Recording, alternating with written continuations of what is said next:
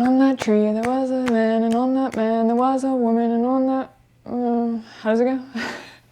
Hello everyone and welcome to Friend Credits. Today we're talking about one of my personal favorites, The Wicker Man from 1973. When did you first learn about the Wicker Man? Great question. I first learned about The Wicker Man in theaters, and it was because I went to the Nicolas Cage remake as a boy. Oh, really? And yeah, that movie it's not in England, so far as I'm aware. It takes place maybe in Maine or in Washington or Oregon. Yeah. And Nicolas Cage gets on a ferry. He goes to investigate a missing child. There is an all-female sex cult or all-female beekeeping. It's around bees. Yeah. Because of the females.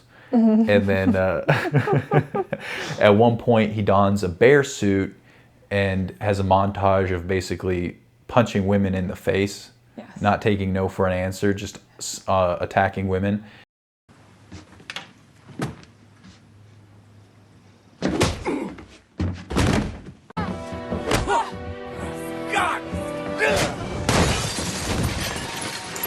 That didn't ring to me as strange back then.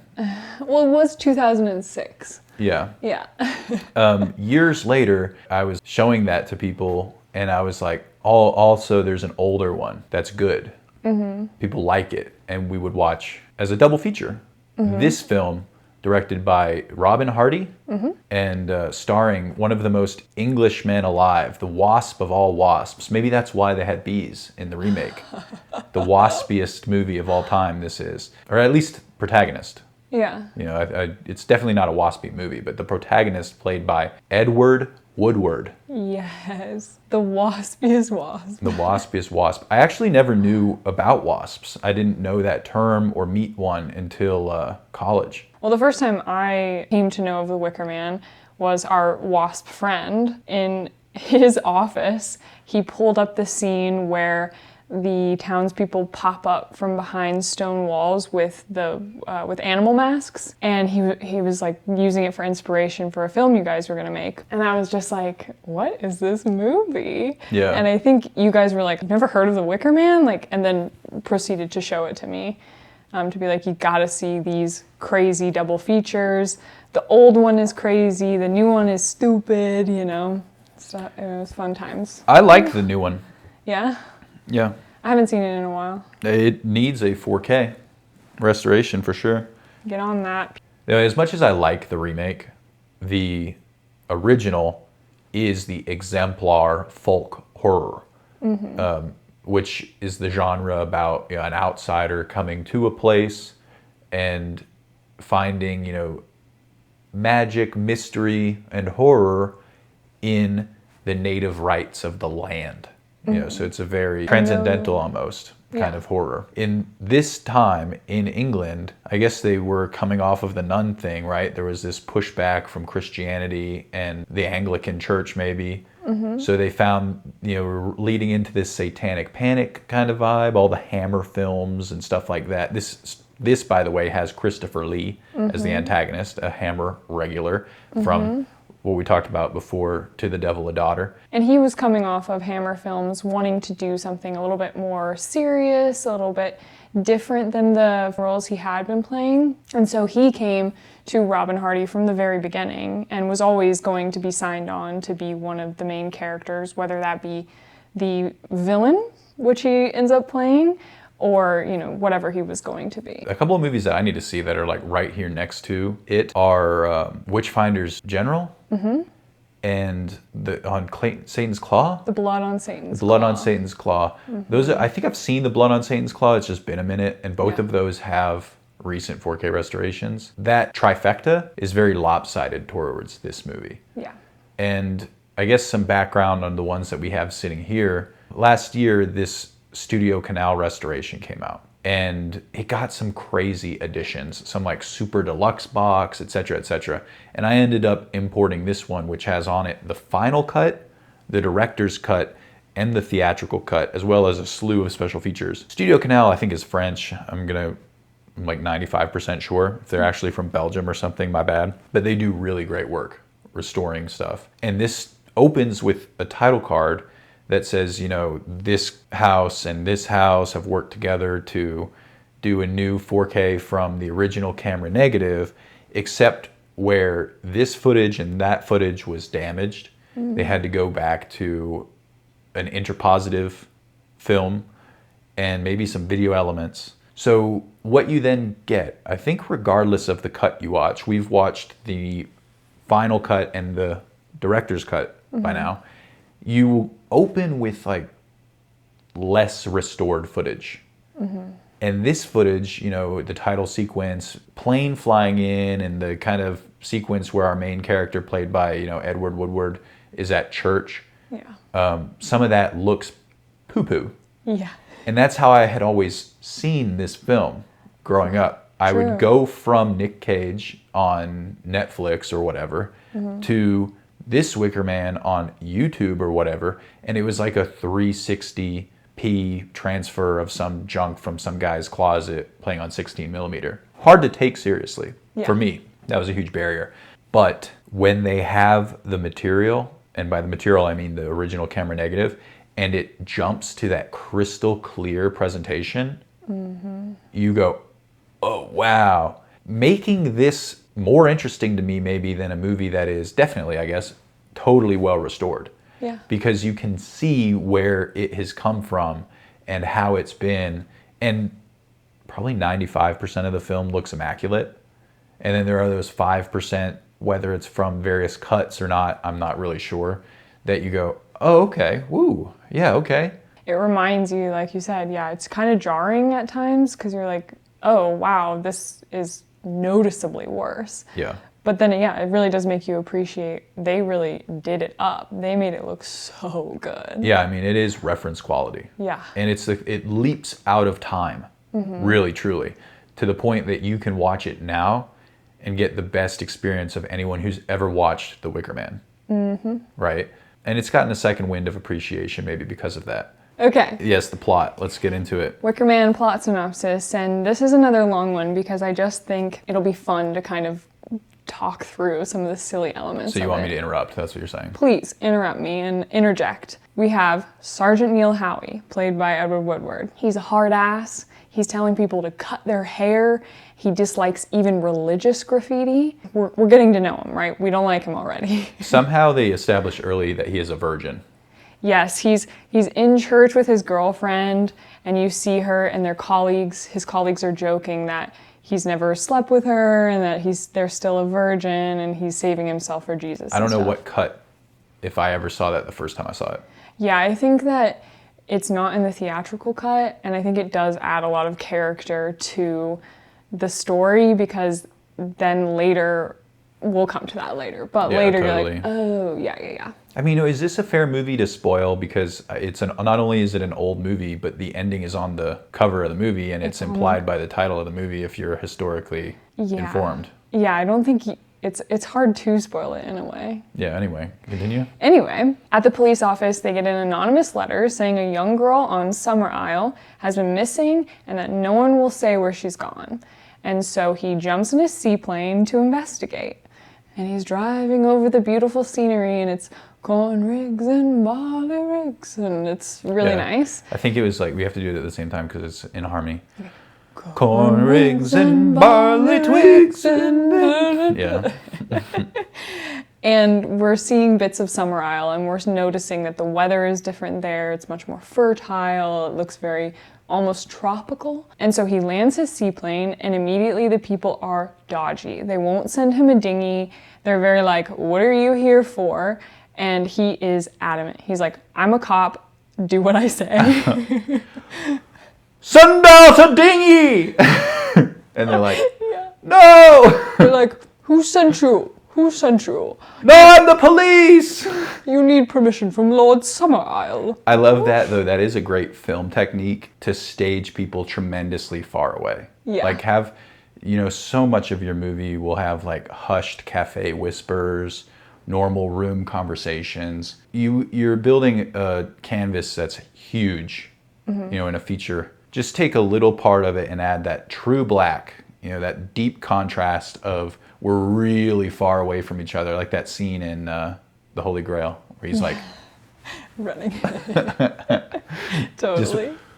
Send the dinghy! Send the dinghy! He literally had his megaphone right there, and I was like, damn, that's a way to portray a hard ass as well. Yeah. Like, if you wanted to have a character that you're like, this guy's a hard ass, like, have him wearing, like, neon safety gear and, like, a hard hat, like, walking to school, and then he, like, pulls out a megaphone. He's like, pull over! You know, like, it's a hard ass thing to have a megaphone. Did you hear me? I'd like a dinghy, please. Anyways, so he finally gets to the harbor and he shows all the old men on the harbor Rowan's photo. Rowan is the missing girl. And they just say, oh no, we don't recognize her. She's not from here. But he says, do you know Mae Morrison? That's her mother. And they say, oh yeah, we know Mae. She works at the post office. So he is going into town to see Mae. People are gawking at him. It's very outsider vibes. And he arrives to the post office and she says, oh no, that's not my daughter. My daughter's back here, and brings him back to see her daughter, Myrtle, who is drawing a picture of a hare. And he asks her, you know, low-key, like, do you know Rowan? And she's like, oh yeah, I know Rowan. She loves to play in the fields and she's a hare. Yeah. So he's just like, doesn't he say, fuck? He's like, would Rowan like to join us for some tea? And she's like, hares don't drink tea, silly. Yeah. Hares don't have tea, silly. A hare? Yeah, exactly. Yeah. He thinks he's got them. He's like, oh, I can trick the little girl. Yeah, dude. But she's just like, what? So Howie goes to the Green Man Inn to rent a room, and the landlord is like the pub keeper and the landlord and the inn guy, and he has very child catcher vibes. I don't know if you ever saw that. Catcher? Yeah, it's from Chitty Chitty Bang Bang, the child catcher in that movie. He's a dead ringer. I'll put up a picture. He has this hot daughter, Willow, and the pub goers sing a song called The Landlord's Daughter, how she's like hot and slutty, and she loves it. The landlord's daughter, she loves to be so slutter. Although you wouldn't bring her home to your mother. Yeah, dude, hell yeah. That was like crazy. Yeah. Yeah. But also a good early sign that they're like, yeah, we're a weird group. Yeah, we're definitely weird. And she loves it. She's dancing around to it, like it's silly. And, she being Britt Eklund. And yeah, she's a beauty. Notably, like you can, as soon as you see her, you're like, hello.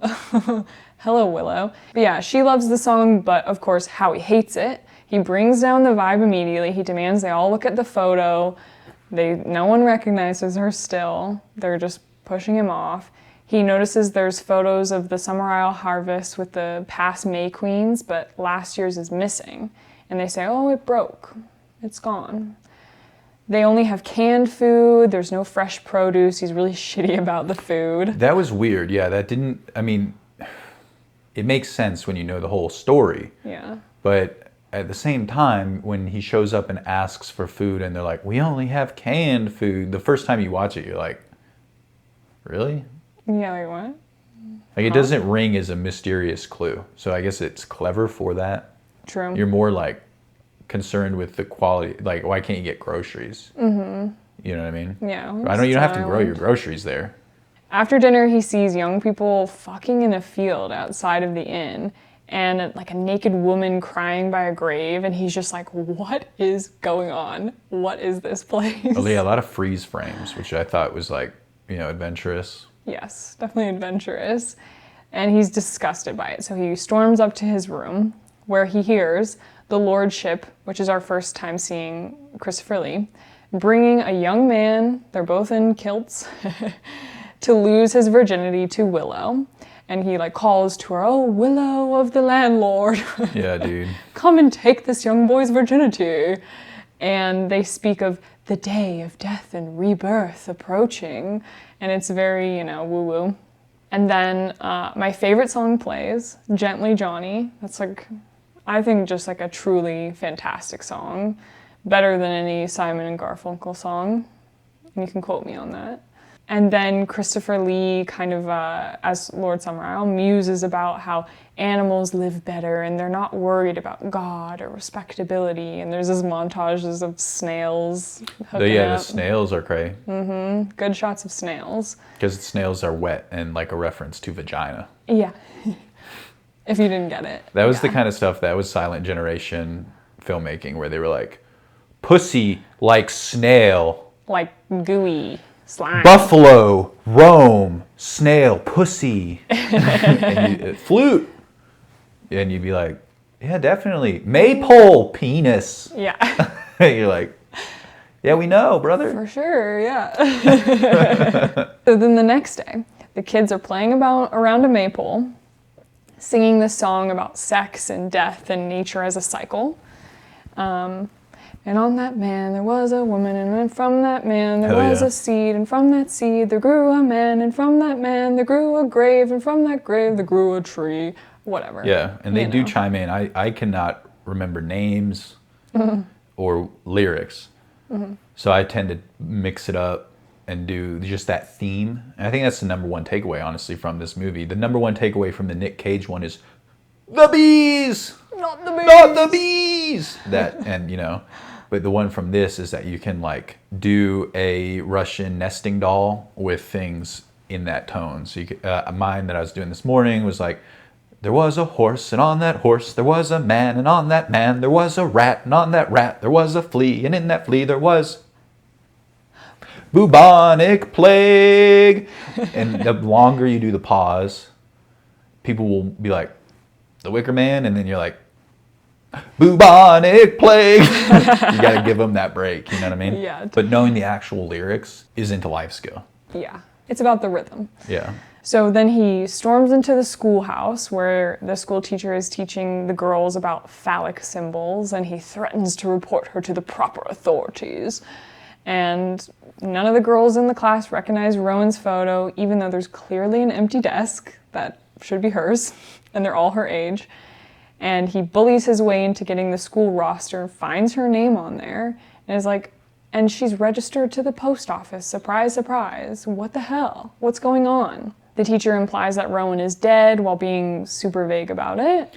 Yeah, she kind of, though, this is where you go. There's someone who is willing to steelman their beliefs. Eventually you get that from Christopher Lee's character, but this is the first time that someone's like, we have different beliefs here, and isn't trying to like be like, oh, I don't know. Oh, I haven't heard anything of it. You know, this is the first lady who's like, I fuck a lot. What are you going to do about it? You know what I mean? Yeah, she's like, you know, you would say she's dead. We wouldn't. Yeah. And you're like, okay. They wouldn't let me teach on the mainland, but here, I teach. He goes to the cemetery, which is in a deconsecrated church. There's a lady breastfeeding with an egg in her hand. It's very strange. And the groundskeeper shows him Rowan's grave with a rowan tree growing out of it. And Also, comment below if you ever knew there was a tree called a rowan. Yeah, I didn't. I thought it was just a character from Lord of the Rings or something. All the graves have trees growing out of them, just like the Maypole song says. So it's like clearly a part of their religion. He goes to the birth and death registrar to get Rowan's death certificate, but there's no record of her death.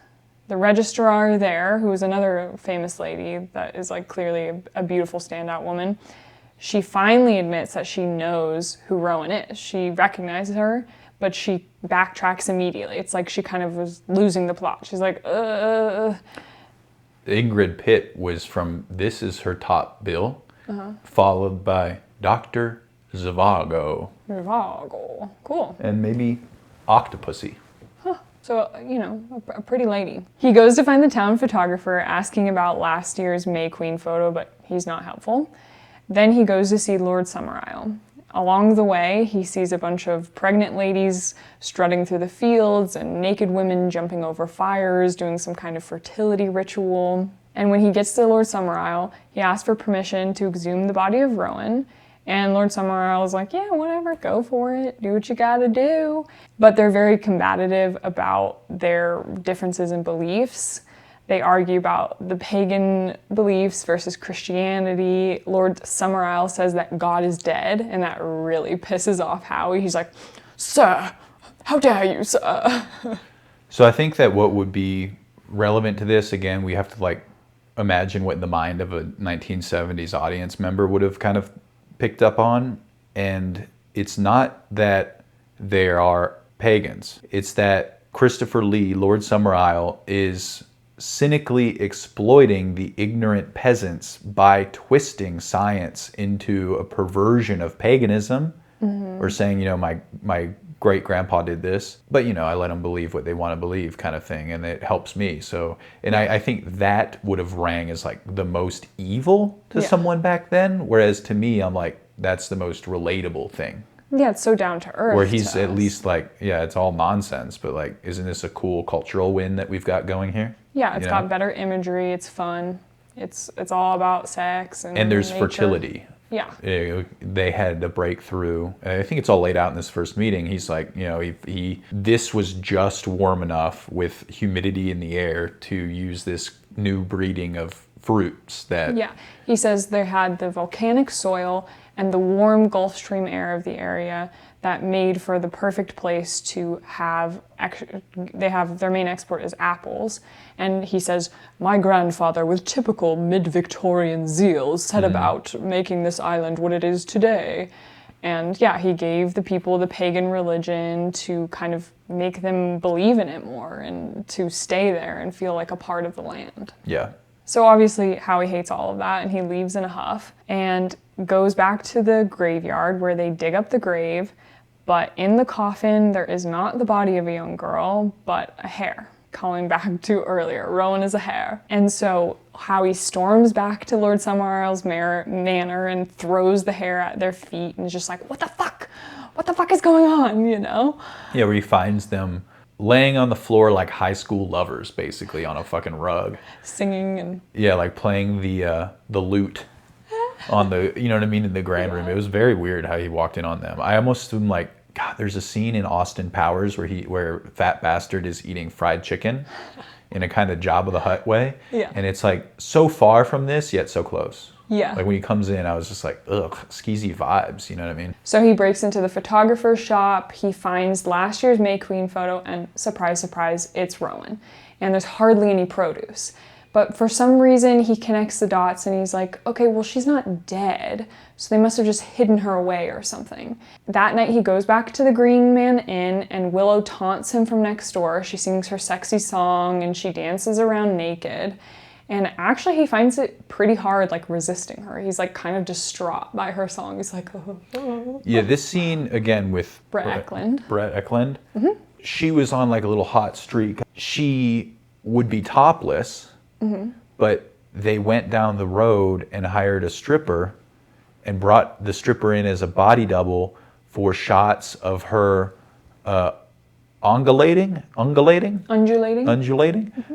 And like banging on the wall and like wagging her butt, which you can get like a 1/4 inch of fuzz snatch.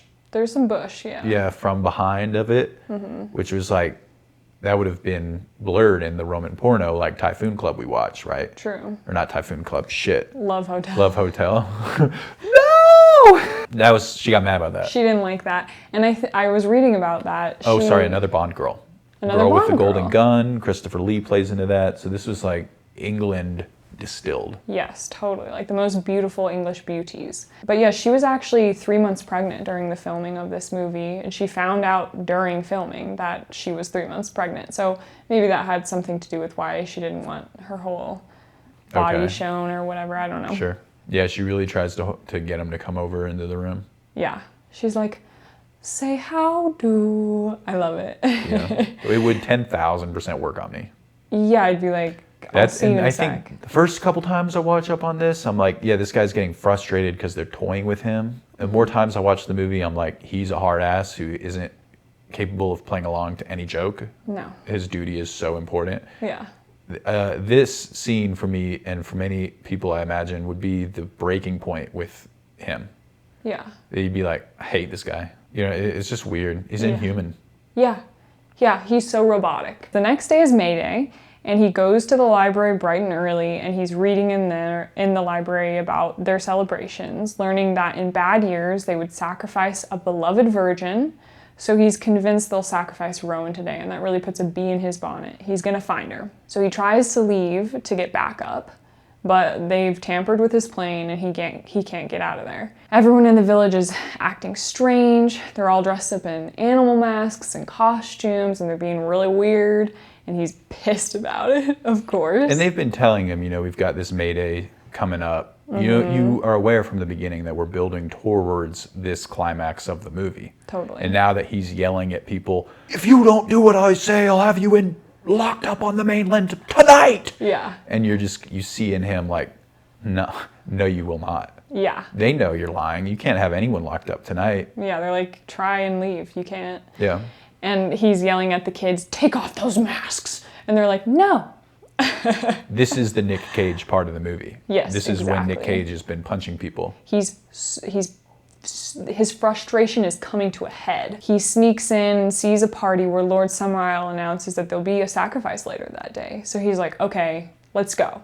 He runs on a tear. He searches every house in the village. He finds many strange things, but he does not find Rowan.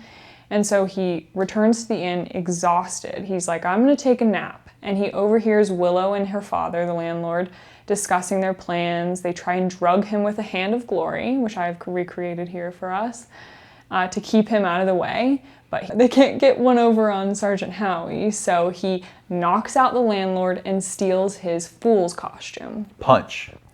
Specifically Punch and Judy. Yeah. The guy that beat the woman all the time. I don't know what the history is of Punch and Judy. I guess it goes back, comment below if you know the history of Punch and Judy.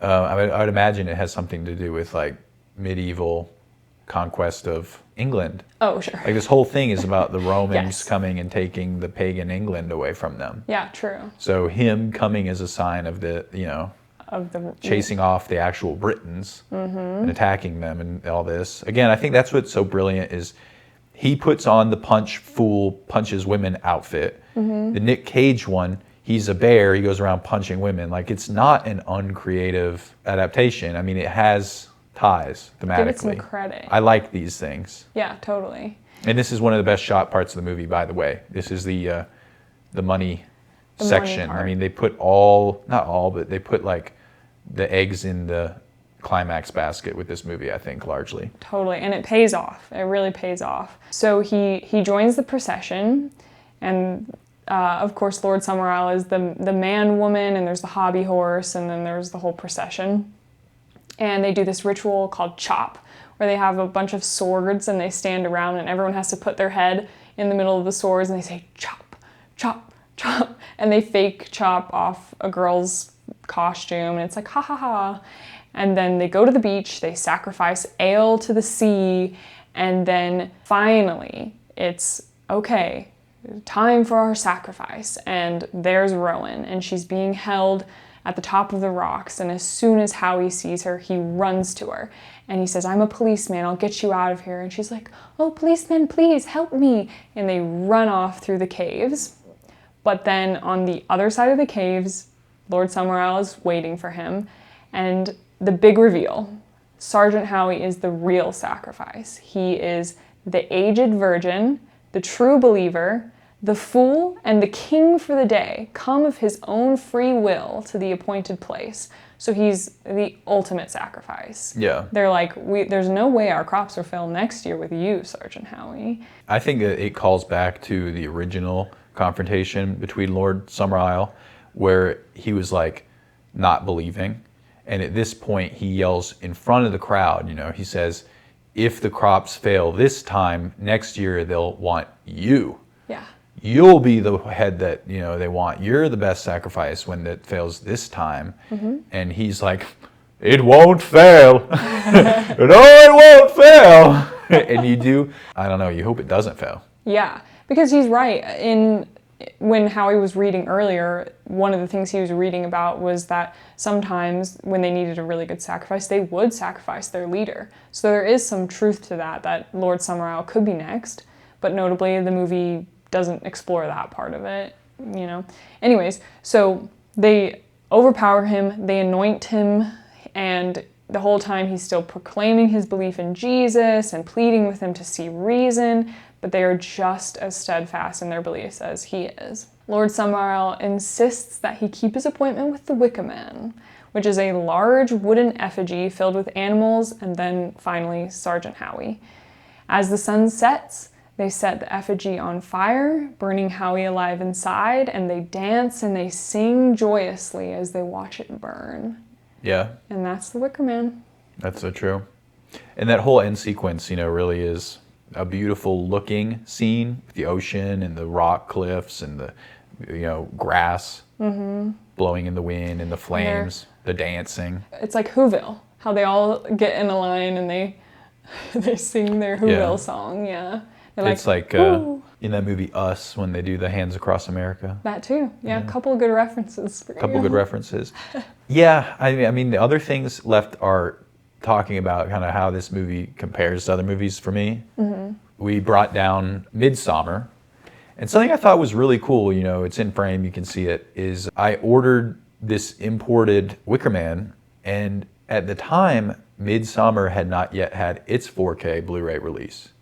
Now A24 has like a special edition of it that was a director's cut that added a few minutes, and people like it or they don't. But I had to import at the time this, I think, French-Canadian edition of it. And look at the box art. Coincidence? Who cares? It's really cool. So, I've had them next to each other and by each other, and I've just like showing that to each other. And I think if we're going to analyze it more or less, they have that Da Vinci Code thing of the penis, the phallus being a point up, and a vagine being a V upwards or downwards, Downwards, totally. And they did that same thing here with Midsommar. And I mean, they're obviously Mayday, Midsommar movies that are connected, of pagans and folklore. I mean, Clearly. dude, to say Ari Aster was like homaging or referencing is putting it lightly. Yeah, it's a clear homage to it. And of course, they end in similar ways. Maybe he thought he was subverting it a bit by having Florence Pugh's character accepted by the cult and taken in by them. And she, by the end, is like, yeah, let's go for it. Let's burn my boyfriend alive. I'm here for it. Yeah. Whereas Sergeant Howie is an outsider to the very end. He will never be a part of this group.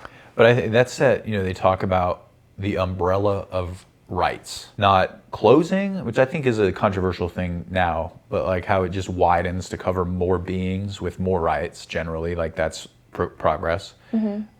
You could see in 40 years time how they went from being like, oh, as a community we want group love and not to be judged by WASPs and Anglicans, etc.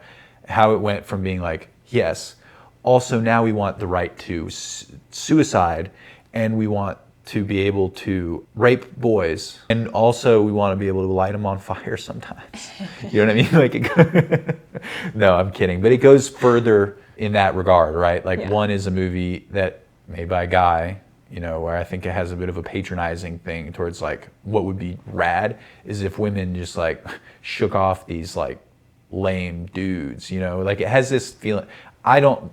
Midsommar has a bunch of bugaboos for me. It's a beautifully well-crafted movie that I feel like I philosophically disagree with. Yeah. As much as I like paganism, I think that you came at it wrong. I know some of the background of Midsommar was that he had made Hereditary, and then like the Svensk Film Institute came to him and was like, could you do that here as like a movie for ads, like a tourism movie? Yeah. And he was like, yeah, absolutely, right? It's like, I leave sometimes theaters being like, especially of sophomoric films, of contemporary directors, I leave being like, damn, I was excited for that. Yeah. And it was good, but it wasn't great. Whereas this, The Wicker Man, has an absolute opposite, where if it was to me a follow-up of the remake for my chronology, I came to the older one, being like, wow, I'm pleasantly surprised. Yeah, true. And it's only gotten better. Midsommar's gotten better on later viewings, but not because I'm like, rad imagery. Good, yeah, people call like Midsommar a good for her movie, and you hate that. I hate that. Where I'm just like, yeah, switch the genders and it's horrid. Yeah, switch the genders and you'd be like, that's the most patriarchal, fucked up movie of all time. Yeah, and they didn't just switch the genders of the Wicker Man because they thought almost like the covers of these imply that they just flipped the genders.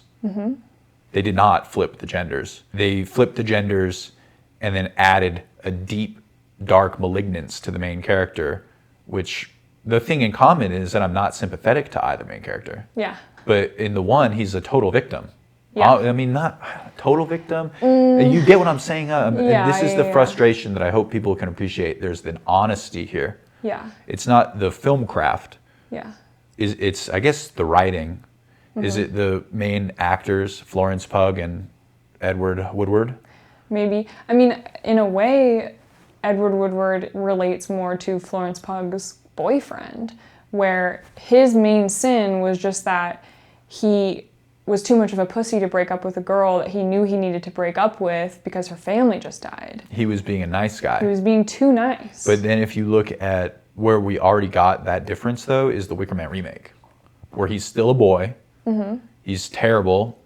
He's going around punching people, etc., but it's like... And he's the only man. But now it's more about gender. Right. You make it more about gender, but then when you flip the gender, that's like a trap to fall into. Just, hey, that's what this is all about, these traps. So through the magic of editing, I've gone and got some more reference Blu-rays, films that are like similar to this, right? And here we have Alex Garland's Men. This is a pandemic movie, dude. We saw this with Grandma, middle of the pandemic, in the theaters. No one was there. We're coming off of Annihilation. We're coming off of, what did Alex Garland do between that? Civil War was after this. Ex Machina. Yeah. That was a long time ago. I can't remember the order of his filmography, but he's a guy that's got bangers under his belt. And so when Men came out, it was like weird that it was slept on. But, you know, basically 3 actors in the movie, or actress and 2 actors or whatever. Real sleeper. And I also didn't really like it the first time we saw it. So when I started building the Alex Garland filmography collection I was like, Men? And guess what? Had to import a German steelbook, and it's beautiful. It's amazing. And further, I put in the movie, and I'm watching the movie, and it's so good looking. So good looking. This film, it has digital cinematography, I'm 99% sure, ends up looking like some insane diorama. Like, seriously, a futuristic thing from a museum that you would watch in some of these shots. And it has a combination of kind of Spirited Away, abandoned train tunnel vibes. And then it also has, and this is why I brought it down, the Green Man folk, English, Breton, pagan stuff. So, the villain in this is the Green Man, who is implied almost who they're worshiping in the Wicker Man, right? Like a huge symbol, one that we should get for our garden at some point, a Green Man. Yeah. But all about fertility and sex and gender norms. Another man directing a lady movie similar to Midsommar. Do you have anything to say about that? Yeah, no, I love this film, and I definitely see the connections because it's like, I guess maybe even more connected to Midsommar, but it's like nature is coming to get you. You're too far removed from nature, and it's coming for you. Yeah. Yeah. It's a different theme, but uses a lot of the same imagery. Yeah, similar folk horror English vibes. Speaking of which, we have here, if you came here for Midsommar, you came here for a hot dog. If you showed up and we gave you Wicker Man, great. You just got a pizza. Taco? Okay. Who doesn't love pizza? It's better than hot dogs, I tell you what. But both are good. If you got Men, guess what? You actually came here for a turkey sandwich. It's a little different. You're not going to complain. Yeah. These are the collector's bin of smoked fish that true connoisseurs know is goated. Yeah. And is this edition 1? I'm looking here for Woodlands Dark and Days Bewitched. That is the documentary on folk horror. These collections, All the Haunts Be Ours from Severin. I mean, there's like 24 films in the one I'm holding. And 20 on this. And 20. So we've got 44 folk horror films like a globe traveling the world that have absolutely derailed many a night. Like, let's put it that way. Like, we'll be like, okay, we've got to chip away at all the haunts on our little journey. And it all kind of spins off of this main folk horror, The Wicker Man. That documentary, Woodlands, Days Bewitched, talks about also Witchfinder General, and The Blood on Satan's Claw. Those are the three, that's the trifecta of English 70s folk horror. But of course they have it going on in Japan, Spain, Italy, the Czech Republic, Ukraine. Name 10 countries. I mean, seriously. I mean, this says 18 countries in this box set. Yeah. And this was a follow-up that came up more recently. And it's like an insane book in each box, an insane brochure in each box. I mean, like hardbound, and then another book with a movie on every page, or two, or four sometimes, and short films. And I mean, it's just like, what I'm trying to say is this genre goes so deep. And if you were to find that you enjoyed The Wicker Man, you could watch folk horror every day for the rest of the next 2 months. Endlessly, yeah. There's so much out there for you. Yeah. To go back to The Wicker Man for just a couple more things, we kind of mentioned it before, but this movie has a fantastic soundtrack. I love it so much. It's Simon and Garfunkel vibes. It's folksy, but very like 70s folksy. And a little fun fact about it is that halfway through filming, Robin Hardy announced that this was going to be a musical. And everyone was kind of just like, what? Okay. And it's not a musical. It's a musical film, but I wouldn't say, they're not singing exposition, I would say. It's crazy to do that, to say that to people is such a choice, because I know where he's coming from, but could elicit such knee-jerk reactions to come in and be like, announcement! Yeah. Right? Everyone's Because like, yeah, we've been singing. Yeah. I guess we know. I guess it's part of it. And he had Paul Giovanni or something similar compose all the music, and a lot of it was lip sync too, and then recorded by different singers. So obviously, that's just practical. Like Britt Eklund isn't singing "How Do" because she didn't have a good voice, but she's lip syncing and she does a good job. But I thought that was kind of interesting. I like to listen to the soundtrack just separate from the film. I listen to it a lot in October. It has very Halloween-y vibes for me. I like it a lot. But then also, some other little fun facts is that this film, Robin Hardy and the screenwriter, Right. Something Schaefer, they knew that they wanted to do a film about paganism and talking about the old country, and they took the idea of a officer comes to an island to investigate a missing child from a novel called Ritual by David Pinner.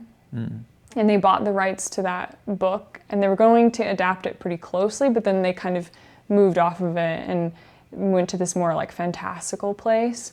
But interestingly enough, that novel David Pinner originally wrote as a screenplay, but couldn't get it made. No one wanted it. So then he adapted it to a novel, and then it was adapted back into a movie, but very slightly. I think that's kind of interesting. Also, the imagery of the Wicker Man comes from a description of Gallic human sacrifice, the Gauls, in Julius Caesar's commentaries on the Gallic War. So they would build these giant Wicker Man effigies. I don't know if they called them Wicker Man, but these wooden man effigies that they would fill with usually animals, but sometimes humans, and then they would sacrifice.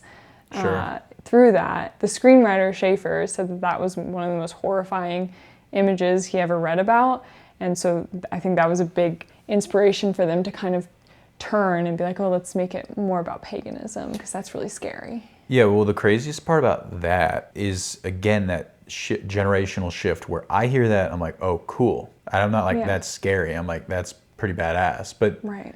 also that we have to know Julius Caesar was like not a reliable narrator. And they would like go to battles on these conquests and then like come back and he'd be like, there were a lot of them.